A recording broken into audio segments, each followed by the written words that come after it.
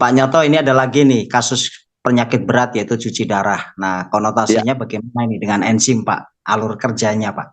Silakan, Pak. oke, Bapak Ibu. Ya, sekali lagi bahwa penyakit cuci darah ya yang sudah dialisis itu nggak ada, rata-rata bukan penyakit primer. Cuci darah itu sebenarnya penyakit sekunder.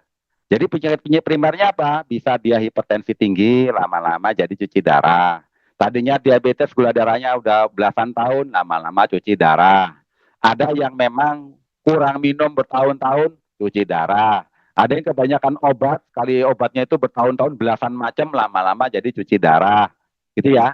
Jadi cuci darah bukan penyakit primer, umumnya penyakit sekunder. Ya. Kalau kecelakaan bisa juga gagal ginjal ya, karena di ginjalnya karena traumatik bisa gagal ginjal. Nah biasanya orang cuci darah itu Bapak Ibu itu nggak boleh konsumsi air yang jumlahnya banyak.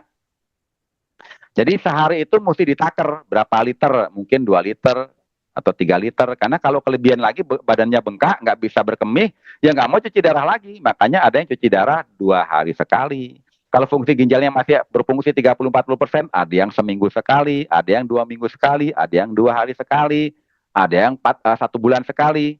Nah Bapak Ibu, bagi mereka yang punya masalah seperti itu, konsumsi sensasi ini membantu sekali. Apalagi kalau dia ternyata penyakit primernya adalah hipertensi atau penyakit primernya adalah diabetes, gitu ya.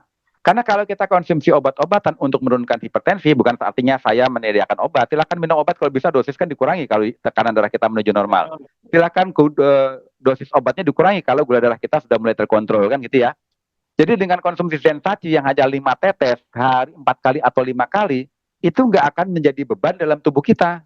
Karena 20 tetes itu cuma berapa sendok makan Bapak Ibu, nggak sampai 1 gelas gitu loh. Jadi bagi orang yang sudah tidak bisa cuci darah, konsumsi 5 tetes hari 4 kali, itu nggak memberi beban kepada tubuh kita untuk dikeluarkan. Beda kalau Anda saya suruh konsumsi obat-obatan, harus konsumsi 1 gelas. Nah banyak juga konsumsi obat, Pak ini saya konsumsi obat-obatan ini nggak bisa ketelen kalau nggak minum 1 gelas, kan beban ya. Mendingan 5 tetes di bawah lidah, pagi, siang, sore, malam. Lalu bagaimana saya bisa tahu bahwa saya punya parameter kualitas ginjal kita membaik? Ya kita cerita pengobatan melalui ginjal itu tidak ada yang instan gitu ya. Kita cek urium, kreatinin, albumin, metiguanidin, semuanya dicek. Begitu 1 bulan nilainya makin menuju normal, kan cuci darahnya biasanya sama dokter itu diremisi. Tadinya mungkin seminggu 2 kali, lama-lama seminggu sekali dulu. Tapi kita konsumsi terus, gaya hidup diperbaiki, pola makan diperbaiki. Ternyata nanti lama-lama 2 minggu sekali, lama-lama 1 bulan sekali, dan itu tidak instan. Karena protokol untuk tubuh kita itu memperbaiki fungsi dari seluruh organ, ya kita konsumsinya rutin dulu deh 3 bulan. Sambil kita cek rapot kita tentang parameter kesehatan, gitu Bapak Ibu ya. Jadi bagi mereka yang sudah punya masalah kelemahan di fungsi ginjal, boleh dicoba sensasi ya. Fungsi gagal ginjalnya 30%.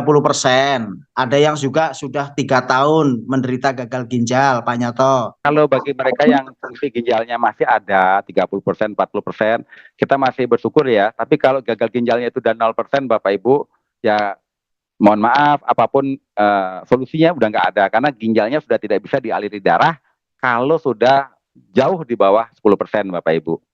Tapi kalau di atas 30%, boleh dicoba konsumsi rutin. Moga-moga nanti cuci darahnya bergeser. Ya kita nggak bisa cerita instan karena perjalanan kena penyakit sampai ke fungsi gagal ginjal itu perjalanannya belasan tahun. Nggak bisa kita cerita 1 minggu, 2 minggu, Bapak Ibu. Fungsinya kita konsumsi rutin, pagi, siang, sore, malam, 5 tetes rutin, Bapak Ibu. Nanti kita lihat sendiri perkembangannya. Nah, Bapak Ibu, kenapa saya berani cerita seperti ini? Karena dulu ada di Lampung orang yang punya masalah cuci darah, tapi akibat dari diabetes. Jadi cuci darahnya itu udah seminggu sekali, Bapak Ibu.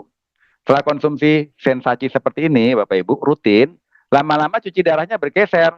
Dan dulu setiap hari itu bolak-balik mesti dipijit ataupun badannya gatal-gatal. Setelah konsumsi sensasi ternyata cuci darahnya itu lama-lama bergeser, yang tadinya seminggu, lama-lama bisa 2 minggu, lama-lama membaik. Karena apa? Parameternya begitu gula darahnya membaik dan darahnya juga menjadi encer, lama-lama darahnya juga dia bisa berkemih lebih baik, lama-lama cuci darahnya juga bergeser Bapak Ibu, yang tadi seminggu lama-lama 2 minggu, lama-lama 1 bulan sekali. Dan itu makan waktu berbulan-bulan, tapi dia merasa bersyukur. Nah masalahnya dia fungsi ginjalnya berapa persen saya tidak tahu detailnya, tapi waktu itu cuma kesaksiannya seperti itu. Kemudian ada lagi teman saya itu punya masalah penyakit ginjal, waktu dia mau pergi naik haji, karena kalau naik haji itu Bapak Ibu mesti ada general check up. Kalau dia punya urium, kreatininnya tinggi, itu nggak boleh pergi.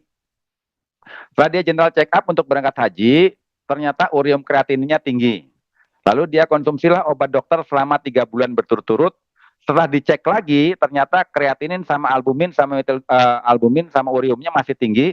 Dan dokter bilang kalau bulan depan dicek masih setinggi ini, dia tidak boleh naik haji karena itu aturan pemerintah. Waktu itu ketemu saya di Cipinang Indah Plaza, saya tawarkan sensasi seperti ini Bapak Ibu. Setelah dia konsumsi rutin, bulan depan lagi dia cek, ternyata kreatinin, uriumnya turun sehingga dia bisa pergi haji. Nah itu salah satu cerita bagaimana orang yang punya parameter ginjalnya membaik jikalau dia konsumsinya rutin Bapak Ibu ya. Dan kita memberi edukasi kepada penderita bahwa ini bukan obat. Ini adalah salah satu nutrisi agar tubuh kita punya kekuatan untuk detoksifikasi dan memperbaiki dirinya sendiri. Karena kan untuk membuat orang itu konsumsi juga nggak mudah Bapak Ibu, walaupun orang itu sudah capek dengan penyakitnya. Karena kadang-kadang udah banyak dicoba bermacam-macam seperti itu ya. Jadi kita mesti memberi dia semangat, memberi dia kepercayaan agar dia mau mencoba untuk kesehatannya. Oke?